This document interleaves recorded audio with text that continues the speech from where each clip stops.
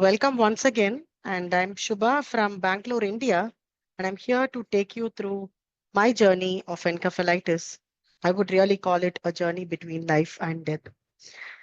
So I would welcome all of you to traverse with me, first to know who I am, and then to really traverse with me on the unknown activities that happened and the struggle between me versus me, and how did I really find light at the end of the tunnel, and then what's my journey all about. So, like I said, I'm from Bangalore, India, and I'm often referred to as a cheerful lady with a smile. However, I'm a deep thinker. This is my family with a picture of my teenager and a little kindergartner along with my husband. And most often, I like to spend time with the nature. I'm a deep thinker of life's philosophy, and I'm a career-centric woman. This is a picture from my office, and apart from that, I'm also a blogger. So this was about listen to the music around my first book. So I'm a person who listens to the heart. Until one day, I felt, there was a big bit of a personality change. I was even struggling to uncover who I am. And that's how it all started. While it was well known that I had by birth a left hippocampal inversion and a malrotated brain, however, all of a sudden in 2023, I started having blurry vision. In fact, I thought it was something to do with an ophthalmologic issue. And then I ran between ophthalmologists to find out what was really wrong with my vision. And everything was absolutely normal.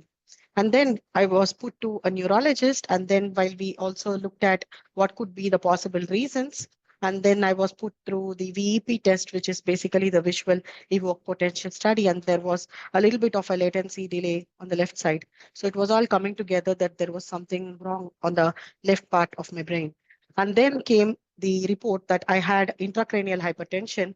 So this was also getting evident that probably this could be a cause of my blurry vision as well. But in between, I had amnesiac events. So I would really forget who I am, where I am, and I would also get disoriented completely. But this would last for a few seconds. And, I was really thinking that this could be stress. And my family often told me that probably I'm stressed because of work, because of family tension, and so on, until a real breakdown happened in my life, which I did not know that there is a monstrous event in front of me. So it was an unknown floor. I was at my office. There was a big event which I was hosting, and while I entered the online event, I was completely blanking off. I did not know where I was, who I should introduce, what was the topic. And then when I came out of the meeting room, I found it hard to navigate across the floor and completely I broke down. And that's when vaguely remember this incident even today. But my husband recollects well that I had some confusion while I was talking to him, and immediately I was taken to the hospital from my work. And I still don't remember 3 weeks in my life. This is 21 days, 504 hours, 30,240 minutes. And I'm really surprised by how this could have been in my life. It's really kind of a rebirth that I had after these 3 weeks, probably. And, during these 3 weeks, I hardly remember any of this. My sister was here with me in the hospital, and I had no memory of it. And when I was just waking up, I asked her where I am and how did she even arrive. And that's when she said she's been with me for already a few days. And what was told to me was that, yes, there is a possibility of autoimmune encephalitis. And this was reconfirmed by a test. And that's where they identified that this was a variant called CASPR, and this was positive. So during this time frame, I would say that I had a lot of doubts about people around me. I wanted to sit in the dark. I didn't want to see people around. I was getting nervous about everything that was happening around me. In fact, I was yelling at the nurses. I was really doubtful about the treatment. I was not cooperative of any kind of psychological or psychiatry assessments. And then came a doctor who was a savior to me, who just held my hands, looked into my eyes, and asked, Subha, what's happening with you? Are you are you afraid? What's really happening? And for the first time, I just broke down crying. And I thought this is the man I should be trusting. And then I told him, yes, I feel absolutely in darkness. And it was so weird. I could not really feel the me. And that's when I was briefed of this particular disease, which I haven't heard until then. It really looked very strange for me. And then, I had to accept what it was. But then he did apprise me on that there is definitely some hope. And during this whole period, what happened was I was really battling with me versus me. I always felt there were two persons inside of me. And it all started with a left right disorientation. When I say left right disorientation, everything to me looked normal. I was writing, I was even doing math, I was doing everything absolutely normal, is what I felt. But when my doctor was assessing me, he asked me, do I really understand that, I was actually writing in a very reverse order? That's the picture that you would see. It is completely a kind of a mirror language, but to my eyes, it was looking very normal. And when I tried to also read, I was reading right to left without me noticing.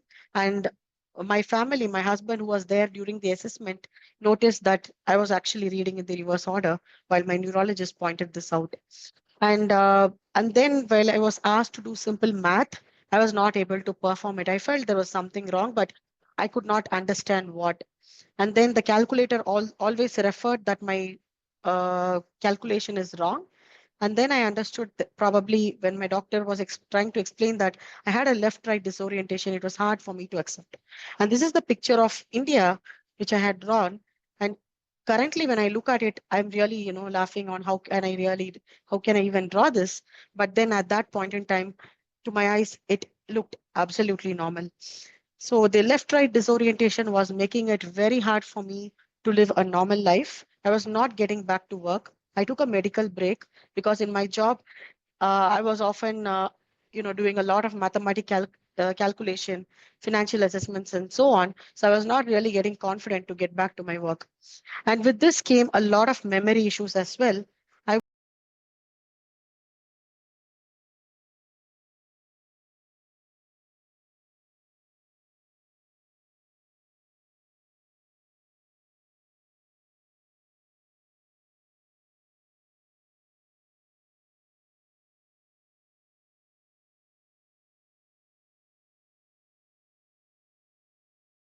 that my doctor just visited me, he just spoke to me, and then he just left. I would always say this, but then I would get to know, no, I'm at home, I'm with my family, and it's not a hospital.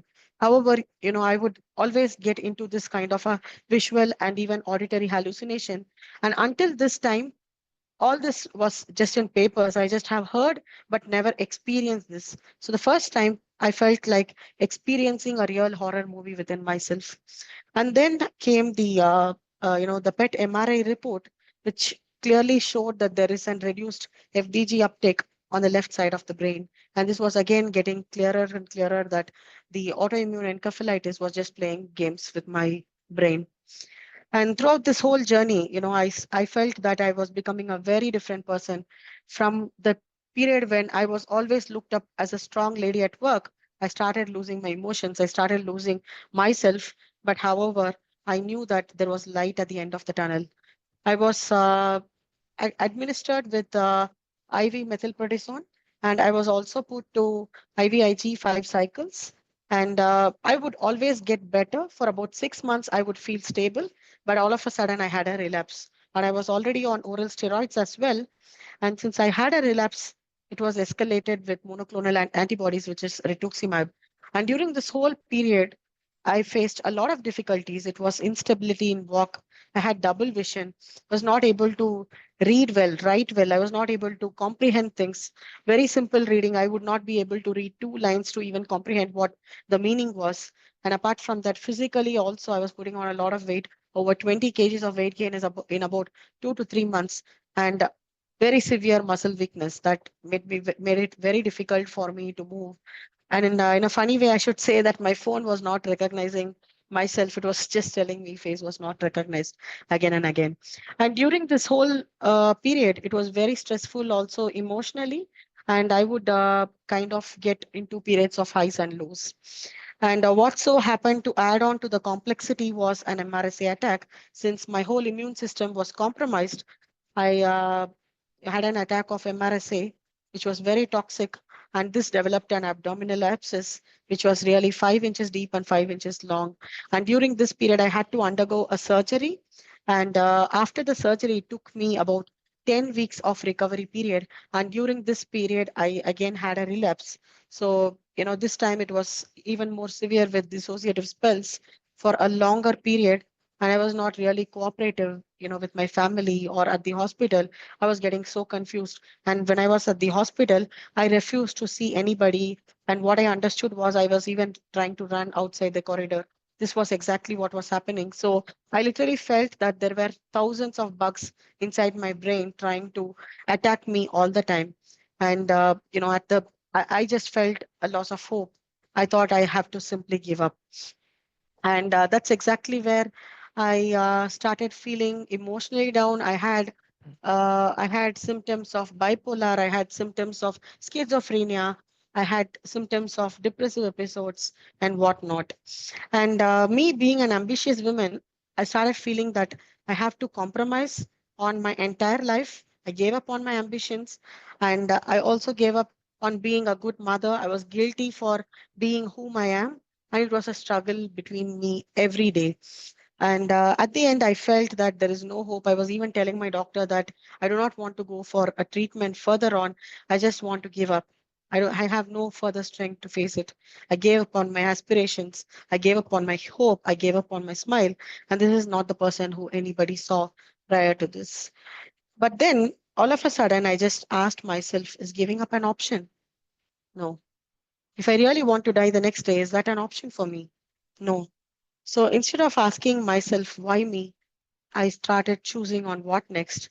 And that was only because of my biggest savior for life, Dr. Abhinav Raina. At this point in time, there was nothing more that I wanted to motivate myself. So I was really, really breaking down and giving up. And that's when I still remember the day when he just held my hands, looked into my eyes, and said, I'm 100% sure you will be back, and be kind to your brain and to yourself. I still feel quite emotional about this. I'm really thankful to my doctor. He's my savior for life. Beyond everything, he's a great human. Dr. Abhinav Raina, who is here based out of Bangalore. I really feel thankful that he has given me a second life. Not just that, he has always heard me. It could be day and night, it could be my emotional turmoils, it could be my crazy texts. He was always taking it. And what more to ask for? The most compassionate doctor. And doctor, I don't know if you're listening to this, wherever you are, I would say thank you very much. Thank you is just not a word that I will have to tell you. I really owe my life to you. And this is only because, if I'm here today talking in front of this audience, it is only because of him. And I would also say at this point in time, after a lot of motivation from my doctor, a lot of treatment, physically getting better, I again started writing. Writing always gave me a clarity of mind. And I started writing from everywhere, from the hospital, from my work, from my home. And life's on. That is basically what the hospital where I'm getting treated calls it as a motto. And I for sure say, I really like to quote Robert Frost here from his poem, The Road Not Taken. So it's basically two roads diverged, and probably I took the one less traveled by, or probably it was forced that I had to travel by, and definitely that has made all the difference. And I wouldn't say that the journey has ended. It is going to continue. The struggle is real. We do not know when the next relapse could be. This could be for life. This could be better. We do not know. The struggle is real. The battle is real.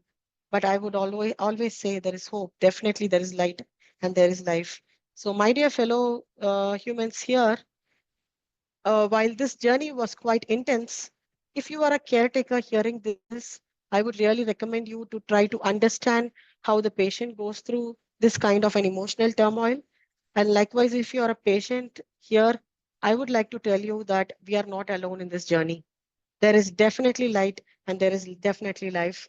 And I would really say that, my family also played a big role.